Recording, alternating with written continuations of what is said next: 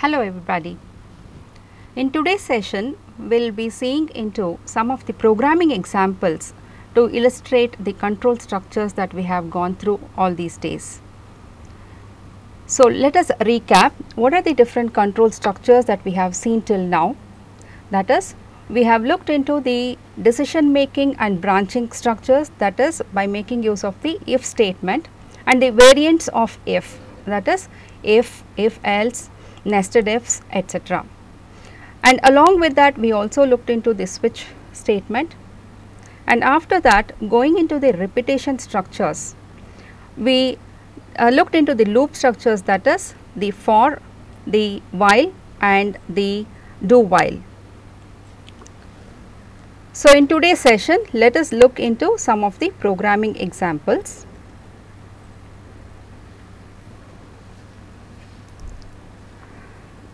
The first example which we will look into is, given a 4-digit number, we need to find out whether this 4-digit number represents a year.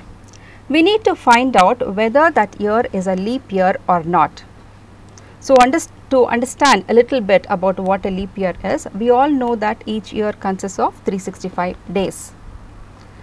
And if it happens to be a leap year, it is going to be 365 plus 1, that is in the month of February you get a 1 day extra, that is the 29 days in the month of February. So, totally we will be having 366 days. So, that is a leap year.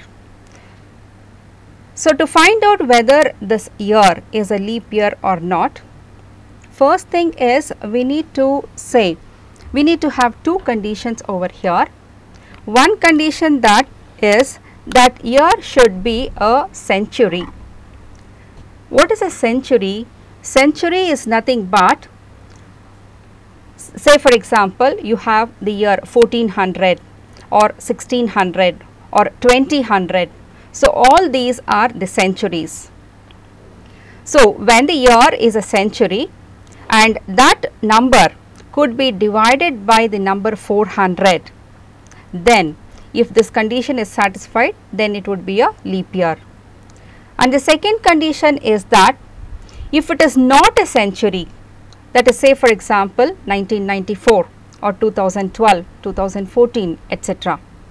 If it is not a century and if that number is divisible by 4, then that would be a leap year. So, here let us look into an example.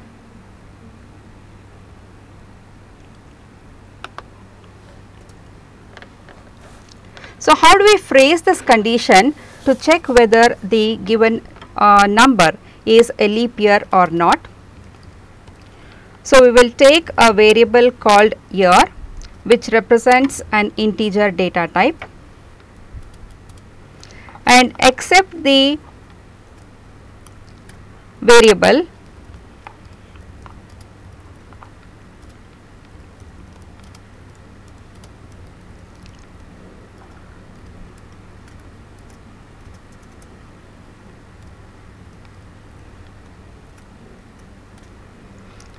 So, since it is a integer data type, we are making use of the conversion specifier %d.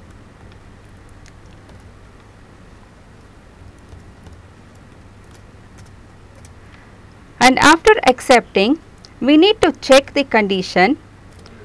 So, we will make use of the if statement.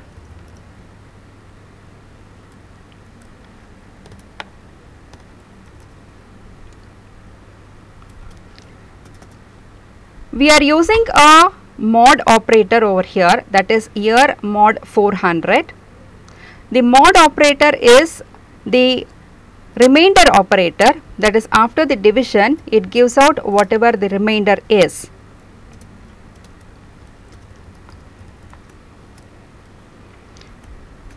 So, as I told you, if the number is either a century or is divisible by the number 400, then it is a leap year.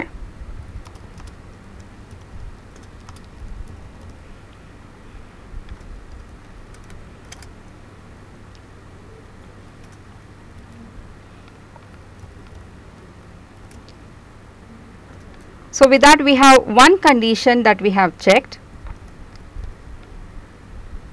If that condition is not satisfied, then we need to check for the other conditions too. So, here we are taking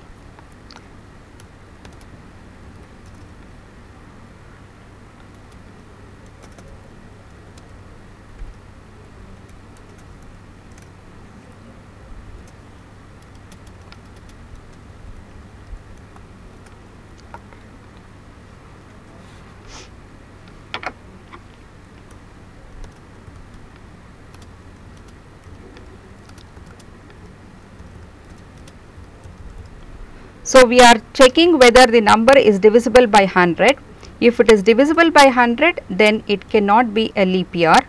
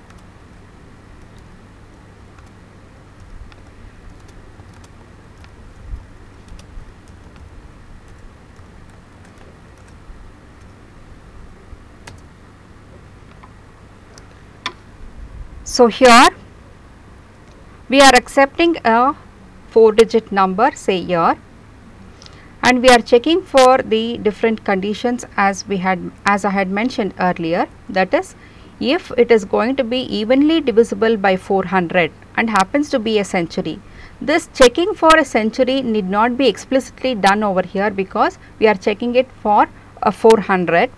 So, year mod 400, if it is a 0, then we say that the given number is a leap year. If it is not so, the second condition what we mentioned is it should not be a century. So, here we are checking else if, that is year mod 100 is equal to 0, that is if it is divisible by 100, then what happens? It should not be a leap year. So, we are outputting this statement.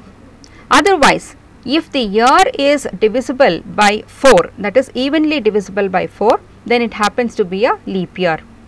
In all other conditions, it has to be that it should not be a leap year. So, that is why we are putting this last else statement. So, now let us try executing this program.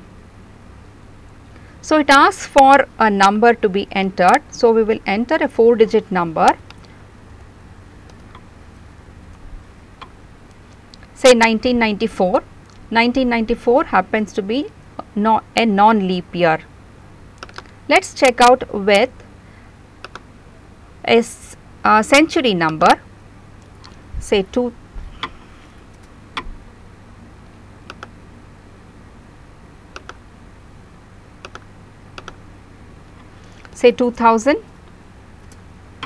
2000 happens to be a leap year. So, with the various numbers you could check this program so that all your conditions are going to be checked and say all of them are working in the proper manner as we intend to.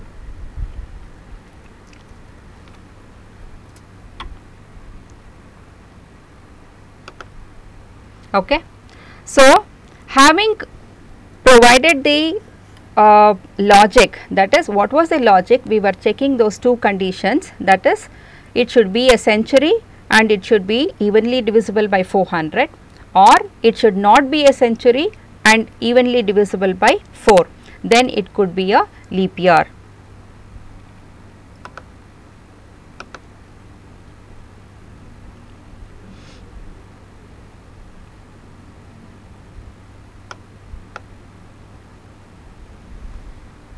This could also be phrased in a different manner, that is even in a much more simpler manner. Here we have made use of the else if ladder.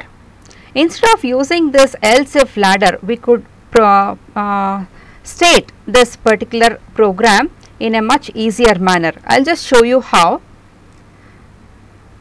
Here the first condition what we have taken, if your mod 400 is equal to 0, by making use of the logical operators, that is OR,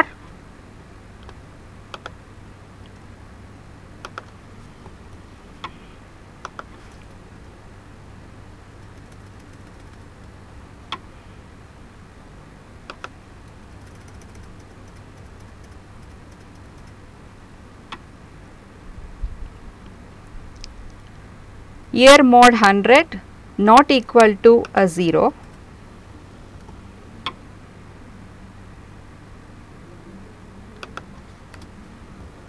and a logical operator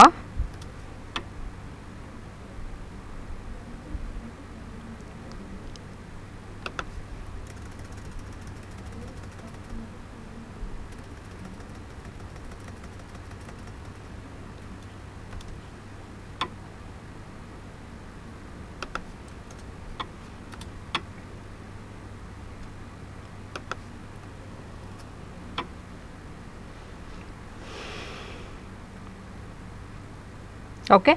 So, here we are phrasing the entire conditions in a simple conditional statement by making use of the logical operators. So, all the conditions have been put over here, but except that this the way we have stated our if condition differs. So, let us execute this program.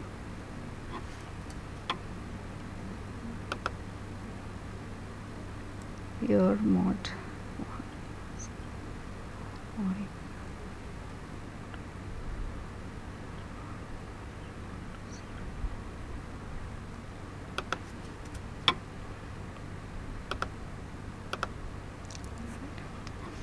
so let us input some value. So, it says the result 2000. I have input a value 2000 and it says 2000 is a leap year. With one more value, say 1997, it says 1997 is not a leap year. So, that way writing a program need not be restricted to any particular manner. It could always be made flexible by making use of this different control structures, and using these control structures depends on the programmer, that is how efficiently it could be stated and how efficiently it could be executed. Now, let us look into another example. Say for example, we need to find the multiples of a 7 or any number for that sake. We have, say for example, a number such as 7, and here I need to find out the multiples of these number. We know what are the multiples of this number, that is 7 is a multiple of itself, and then you have 14, 21, 28, 35, etc. So, if I want to write a program to find or list all the multiples of a given number, then how could we do it? Suppose I want to find the multiple of a 7 itself, then I am going to take this number 7 and divide, that is put a modulus operator, and then I am going to have the numbers say from 1 to n. I want to list all the multiples of 7 till n. So, I am going to make use of the remainder operator or the modulus operator and find out the remainder. If the remainder happens to become a 0 at any point of time, then that number would become a multiple of that 7. If the remainder happens to become something else, that is other than 0, then that is not a multiple. So, here let us look into a program.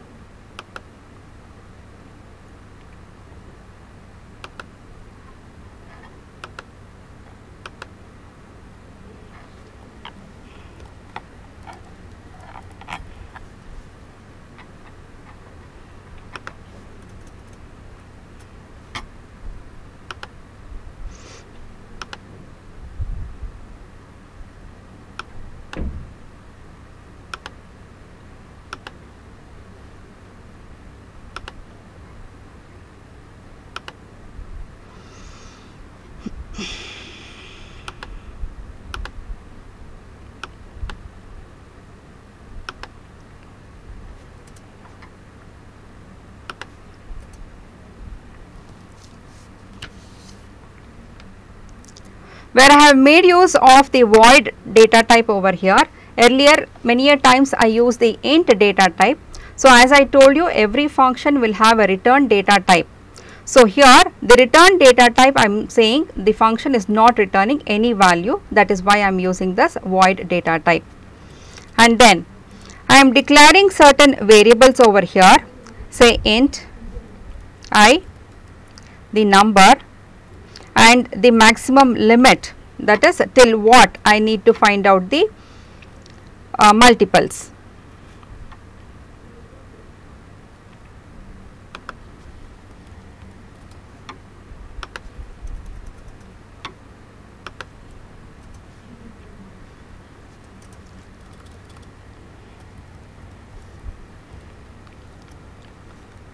Printf, say enter the number whose multiple has to be found. This printf statement is always required so as to make your program more interactive. Suppose we do not give this printf statement, what happens?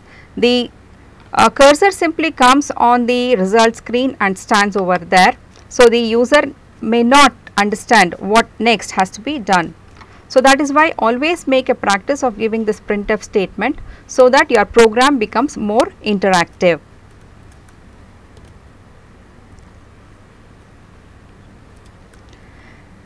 Here we are entering two values, that is the number itself of whose multiples have to be found, and another number, that is which represents the maximum limit until what number we need to list the multiples.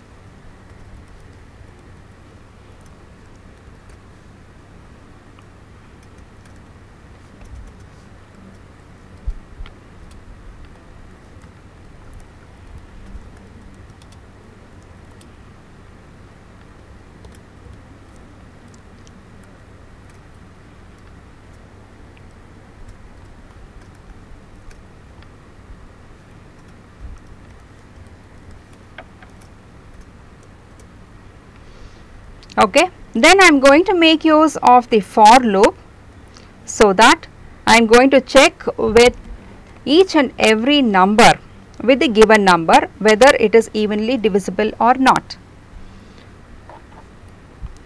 I is a control variable over here which is initialized to value 1, and the terminal condition, that is when this loop structure should be ending, is I less than or equal to max, and each time I am going to increment the value of I by 1. So, I am going to check for all the numbers starting from 1 to the maximum limit, and I am using the conditional statement over here. So, I am checking with all numbers whether this number is evenly divisible by the number which has been already input.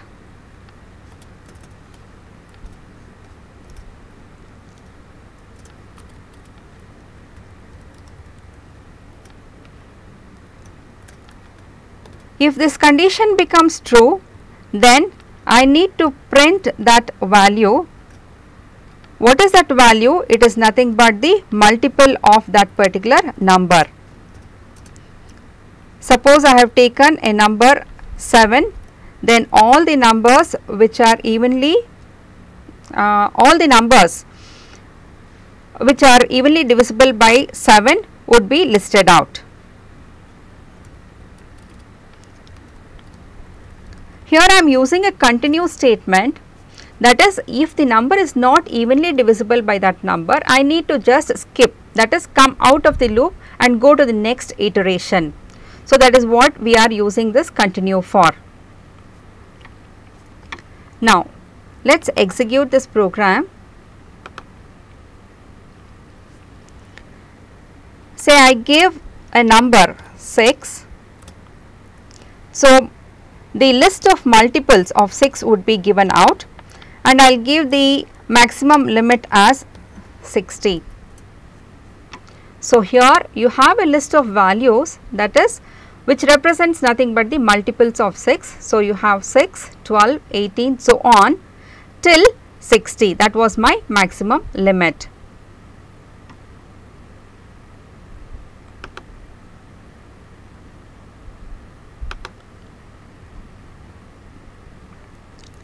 Suppose I give another value, say 9, and my maximum limit is 100. So, those are the values, that is the multiples of the given number. So, in this program we have the loop structure, the decision structure too. We will look into another example.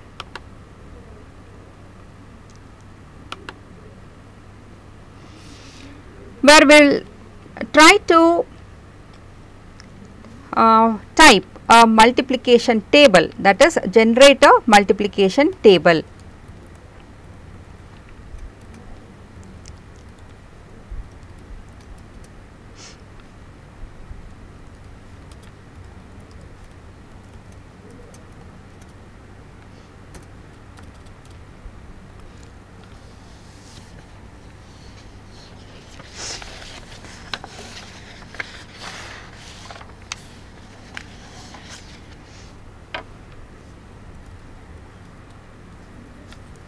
I will take some variables.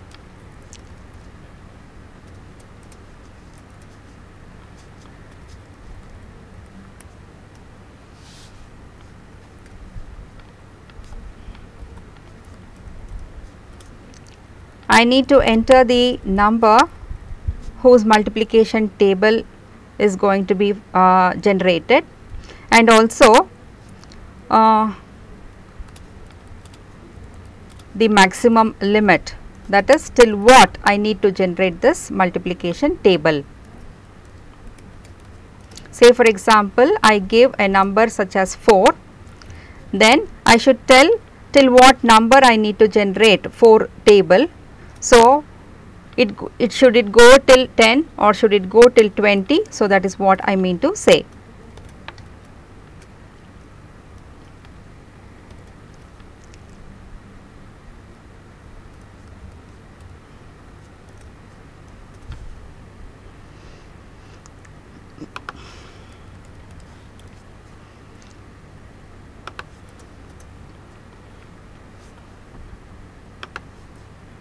And here again we are making use of a for loop.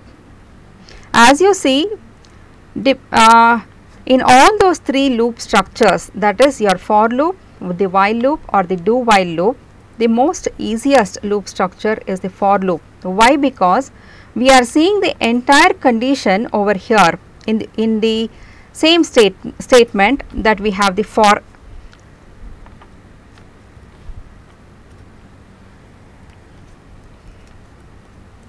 That is what I mean to say is, you are looking into the initialization condition of the control variable I is equal to 1, and you are also looking into the terminal condition, that is you are stating here in the middle, and then we are also looking into the updated value of the control variable. So it is easy to track, that is when this loop structure is going to start and when it is going to end. So whenever we know the specific number of times the loop structure has to be executed, then it is always advisable to make use of the for loop.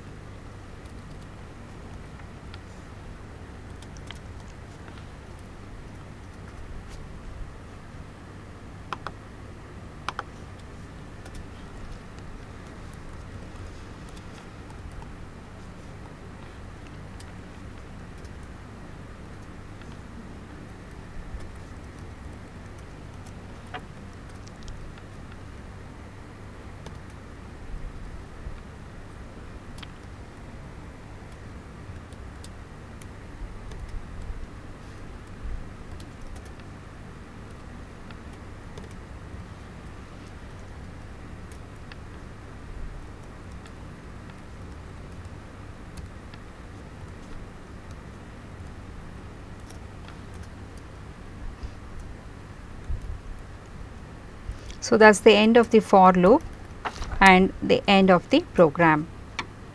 So here I have not declared the value of the variable y. So let us declare it.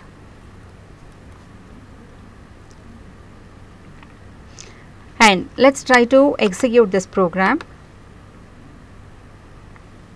So it is asking for the number and the maximum limit. Say for example, I give 4 is the number for which I need to generate the multiplication table, and the maximum limit is say 10.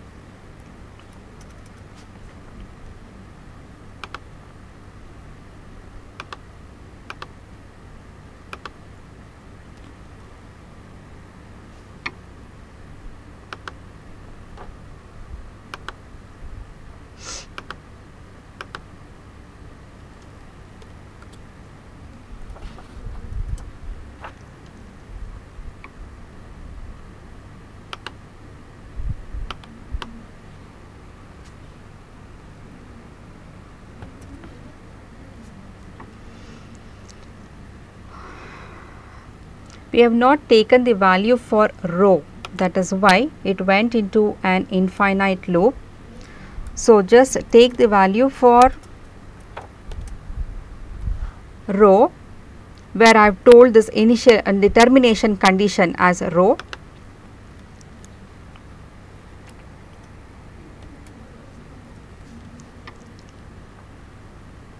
Okay.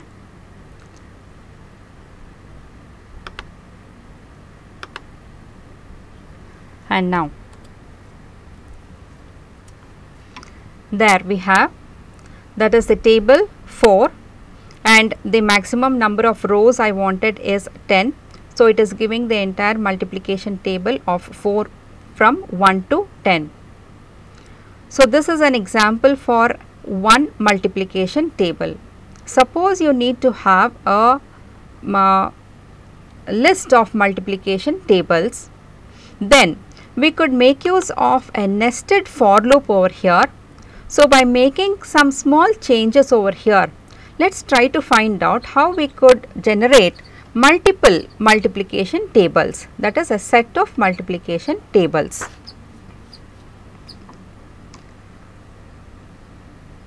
So here I will just show you one program.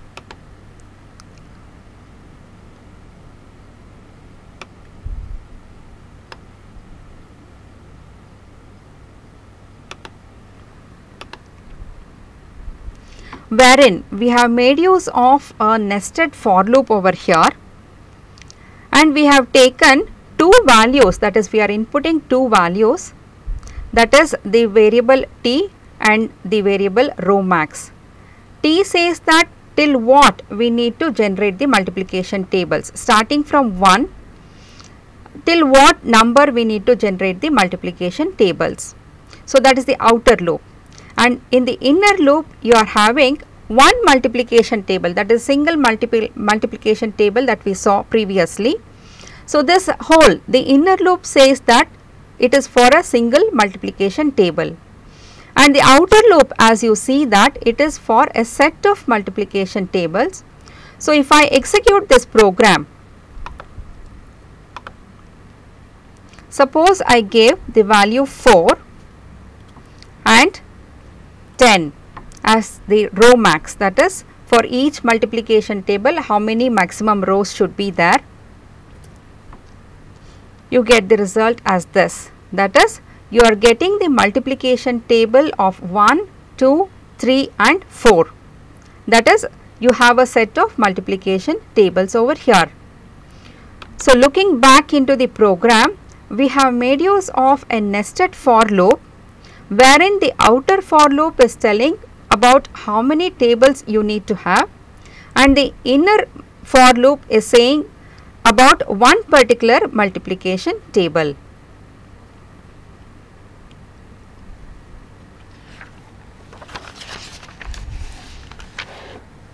Next, we will look into another simple example, that is to find the factorial of a given number.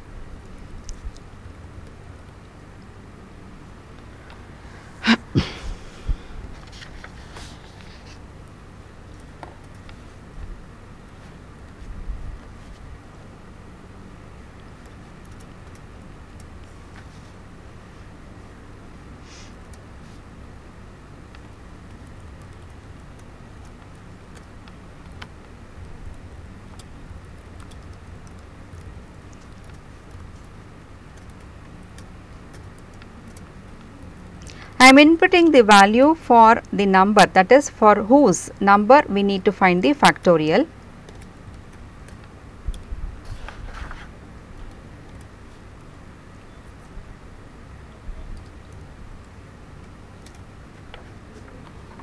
I have not declared this variable num, so let me declare it, and there you have a number that is input, and then we will make use of the while loop structure over here. Say while we put a condition that num should be greater than 1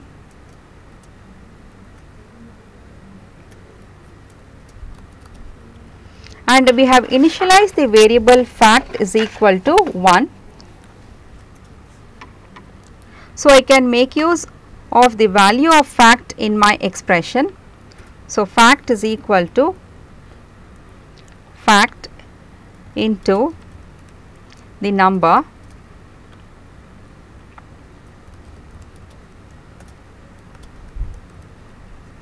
and each time in the loop I need to reduce the number, the value of this number, because at one point of time this condition should become true, should become false.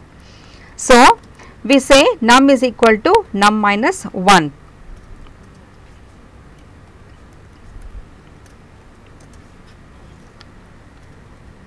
After doing that, I am outputting the value of the factorial .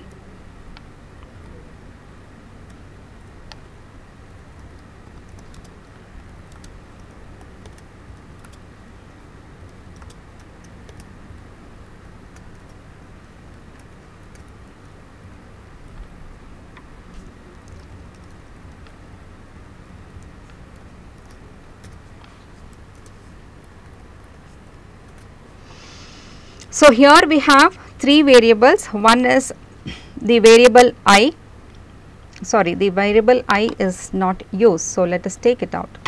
We have the number whose factorial has to be found, and then we have the another variable called fact, which is initialized to 1 because we are using that as the resultant variable. And next we are inputting the for which number we need to find the factorial, that is number.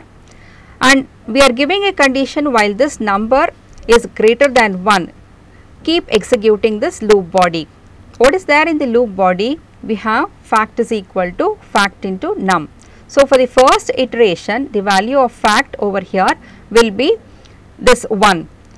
So, it multiplies with that number, and after the multiplication is done, it goes and reduces the number.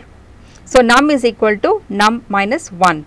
It keeps doing this loop body or executing this loop body until this condition is going to become false. Once this becomes false, you have the resultant, that is the factorial, the fact will have the result.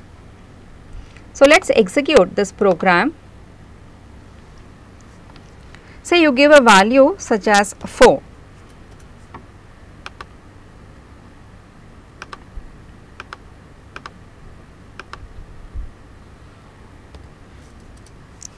So, it says the factorial of the number is 24.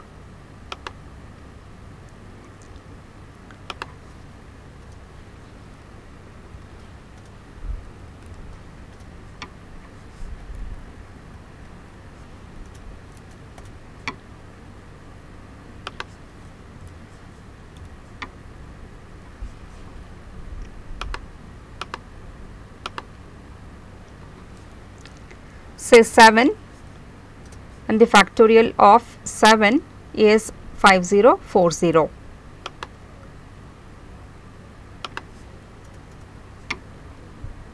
Suppose we give a value such as 8 or 9.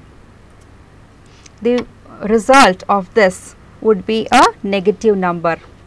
Why this becomes a negative number is, since I have declared my variable, that is fact, as an integer, the maximum value that an integer represents in C is 32,768. So, if anything crosses this value, that is 32,768, then it would become an unpredicted value. So, that is why, suppose I want to represent a value that is more than this, then I need to make use of this as another data type. So, what is the other data type that I could represent over here? Yes, I could make it as a long int. So, fact could be made as a long int, and then I could represent that as a conversion specifier by means of LD. So, here let us try to execute and see whether it works fine. So, I give the value 8, and there you have the factorial of 8 is 40,320. Fine. So, if you want to find the factorial of any integer number greater than 7, then you could be representing that by making use of the data type long int.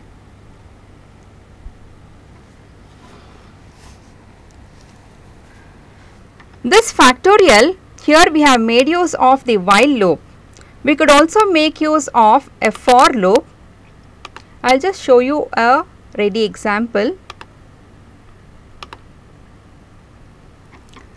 Say here, I have accepted the number over here, and after that I have made use of the for loop structure, wherein I am using a control variable I, and each time I am multiplying that value with the existing fact value, and after this is over I am decrementing the value of this control variable, so that my terminal condition would be such that I should be greater than 1.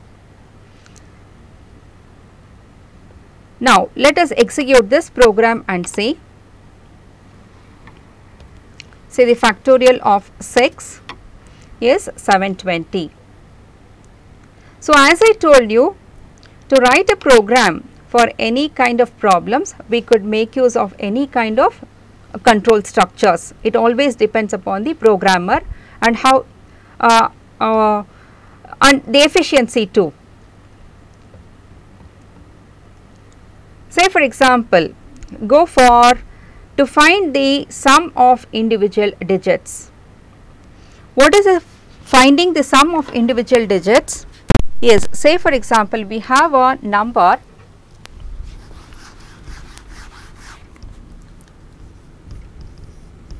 say 4250. So, finding the sum of these individual digits would be, you are going to take out each digit,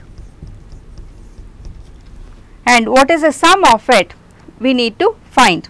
So, 4 plus 2 becomes 6, 6 plus 5 it is 11, 11 plus 0 it is 11 itself. So, how do we find this sum of individual digits? Yes, one thing is we can always try to remove the most least significant bit, that is take out the units position first and put it in the sum expression, and the next time you take the other digit, that is 5, and then put it in your sum expression. So, how do we do this? We are going to repeatedly find the units position, then divide this whole number by 10. So, when we divide this whole number by 10, we get a value, that is 425. So, now 0 is no more my unit number, 5 becomes my unit number. So, I take out this 5, put it in my sum expression, and again I am going to divide this whole number by 10. If I divide this by 10, it becomes 40. So, here if I am going to divide this whole number by 10, it becomes 42. So, here I am going to take out this number, individual number 2, and put it in the sum expression. So, repeatedly if I do, that is my remainder operator as well as the division operator, if I am going to put them into a loop structure, then I would be ending up with these individual digits being extracted and finally putting them in the sum expression. So, let us look into the example to find the sum of individual digits.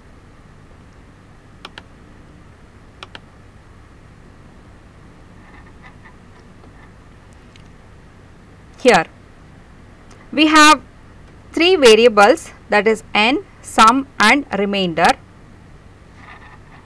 N is the number that I am going to accept, such as say 4250, and then I am making use of a while loop over here, say while n not equal to 0, that is until this number becomes a 0, I am going to repeat this process. What is the process that I am repeating is, I am trying to find out the remainder, that is trying to extract the least significant digit over there.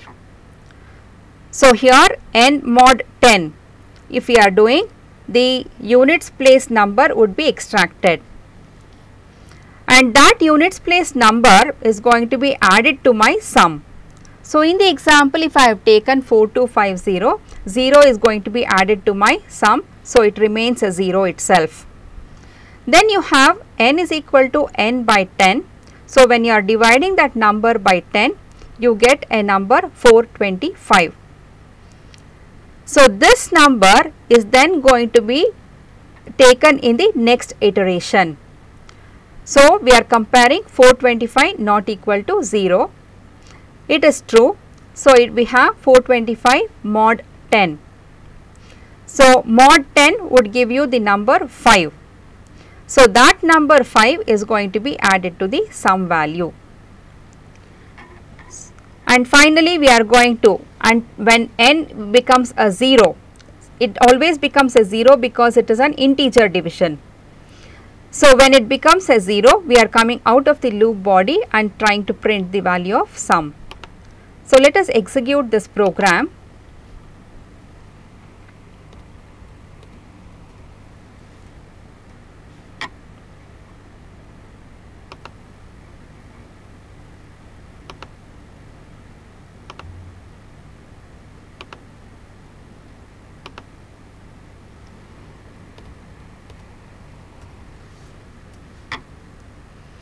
So, the sum of the digits is 11 as you see. So, the total logic over here is we are trying to extract the least significant digits and finding the sum of it, and the original number we are going to make an integer division. So, only the integer part, that is the unit place, will be taken out and you will be remaining with the next lesser number. The same logic could be implemented to find the reverse of a number with a slight change, so that we are recording the number it also.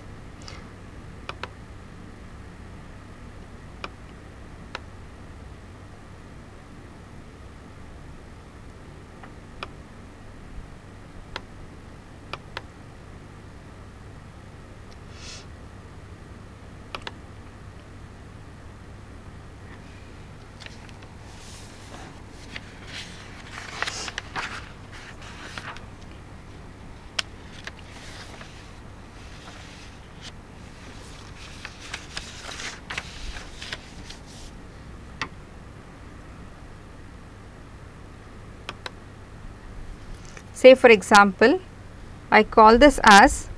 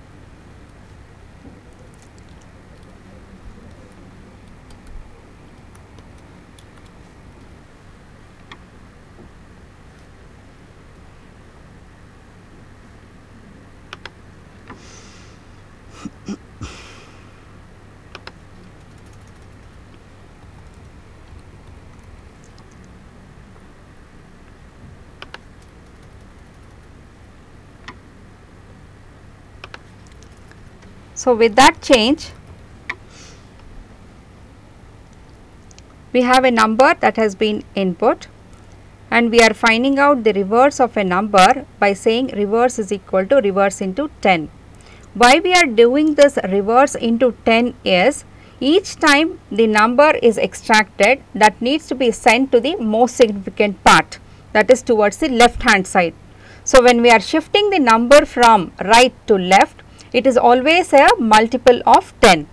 So, it becomes reverse into 10 over here, and then we are extracting the units place number, that is by saying this n mod 10, and after that we are dividing that number to reduce the number, as we had done in the finding of the sum of individual digits. So, now let us execute this program.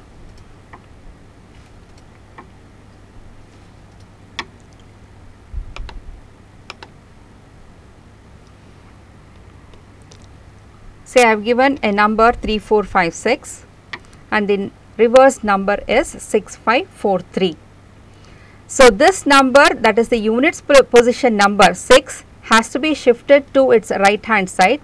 So, every time in the loop body it is being shifted. So, it is multiplied by 10 in each iteration. So, it goes off to the 6000th position.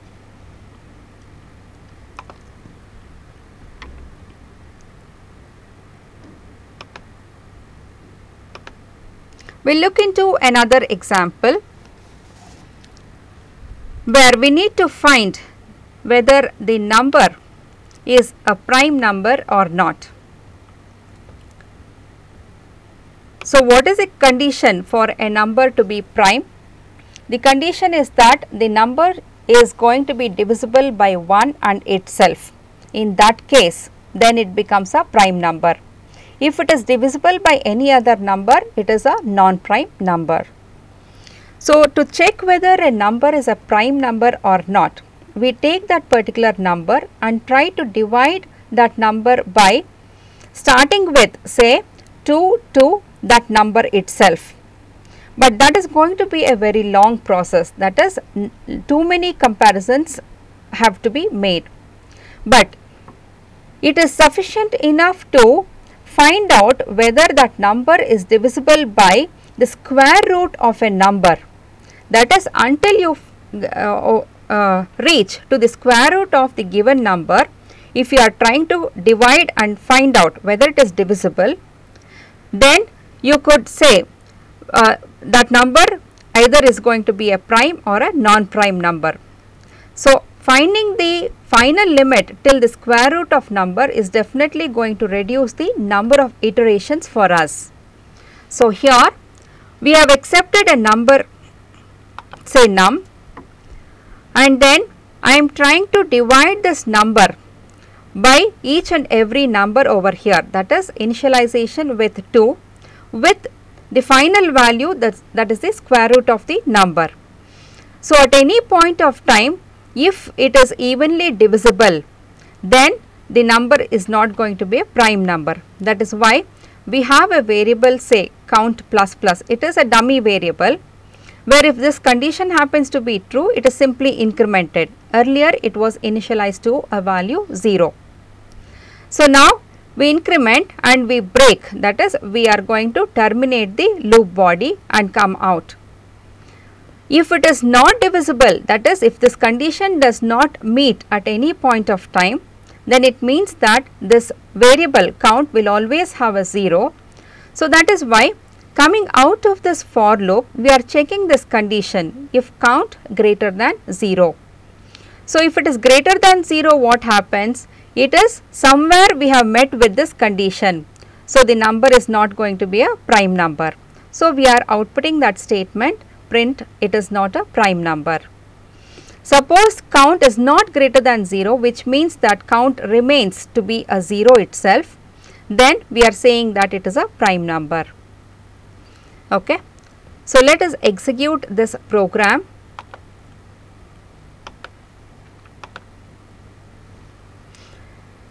And say I give a number 8, it says 8 is not a prime number, and another value, say 13, and it says 13 is a prime number. So, at any point of time after writing a program, we need to validate our program by giving several set of input values and see that our program works fine with all these numbers.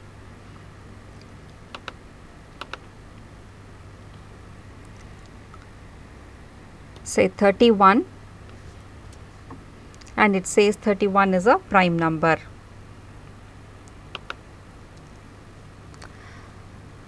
Let us look into another similar example as that of the sum of individual digits or the reverse of a number, that is to find whether the given number is an Armstrong number or not.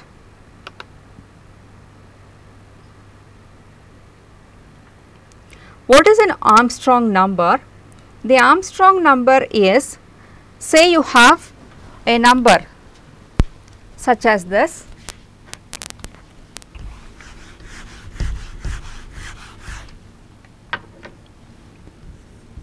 (421). If we are going to find the cube of each of these numbers, that is 4 cube plus 2 cube plus 1 cube.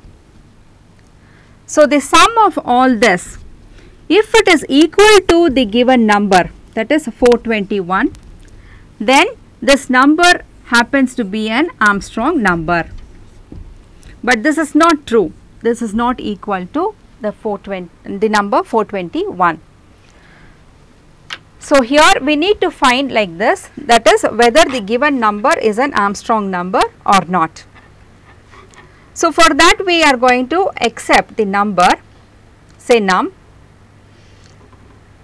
and here I am going to extract each of these numbers, that is the units position number. So, for extracting those numbers I have this method, that is r is equal to num mod 10. So, if we do this, the last, that is the least significant digit would be taken out, and that cube is going to be done, that is r into r into r, that is r cube is done, and I am putting that into my sum expression. So, my new sum would be sum is equal to sum plus r cube, that is the least significant digits cube. Okay. So, this is going to be repeated until what time? Until my number is not equal to a 0, and my updated value of num is num by 10. That is what we were doing in our sum of individual digits, that is finding out the remainder and then dividing that by 10 and taking this new number as a number to find out whether to extract the units position number. And if this whole sum will be equal to my number that has been accepted, then it would be a Armstrong number, otherwise it won't be.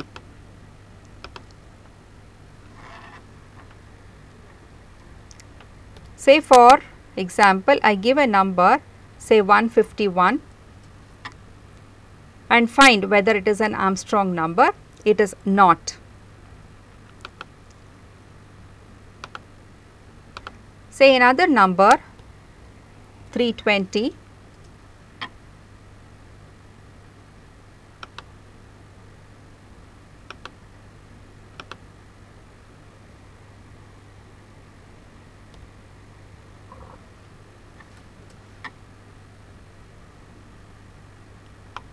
so like that this program is intended to find out whether the given number is an Armstrong number or not. So, maybe in this class what we have seen is implementing the loop structures and the decision making structures in the C programming language such that they could be made use of in an efficient manner, that is deciding whether we could use a while loop or a for loop or a do while loop, and when we need to make use of just an if or an else if or a switch if required. Thank you all.